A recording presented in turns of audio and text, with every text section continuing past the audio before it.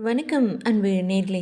ரொம்ப அற்புதமான இந்த மாலை வேளையில நோவா லைஸ் அவர்களின் கவிதை தான் உங்ககிட்ட இப்ப நான் கொண்டு வந்திருக்கேன். அதாவது வாழ்க்கையை பற்றிய பல கனவுகள் நம்மக்கிட்ட இருக்கும் இல்லையா?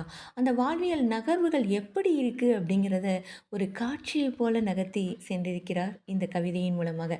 அது எப்படி இருக்கிறது என்றால், ரொம்ப அற்புதமாக அந்த மாலை நேரத்தில் சூரியன் மறைந்து கொண்டே இருக்கும்.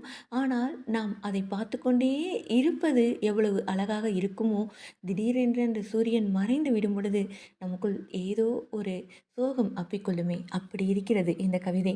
வாருங்கள் உங்களை கவிதைக்குள் கூட்டிச் செல்கிறேன்.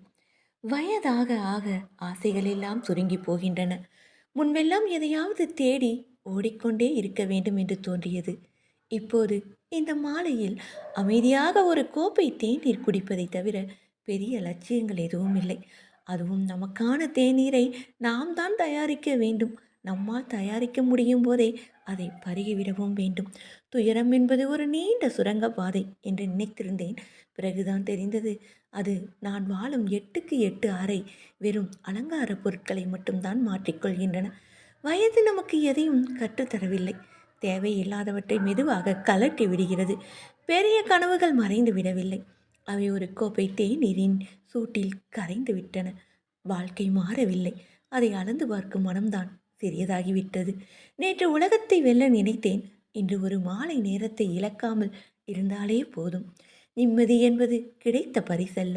எதிர்பார்ப்புகள் குறைந்த பின் மீதம் இருக்கும் சிறு வெளிச்சம். சில வயதுகளுக்கு பிறகு வாழ்வது ஒரு ஆசை அல்ல, அது ஒரு பழக்கம். காலம் யாரையும் முதுமையாக்குவதில்லை, காத்திருப்புகளின் எண்ணிக்கையை குறைக்கிறது. இழப்புகள் அதிகரிக்க அதிகரிக்க நாம் உயிரோடு இருப்பதே ஒரு பழைய செய்தியாகி விடுகிறது. வாழ்க்கை நீளமாக இருந்ததில்லை, அதற்குள் மாறிப்போன நாம் தான் நீண்ட தூரம் வந்துவிட்டோம். எல்லாமே தலைகீழாக தான் நடக்கிறது.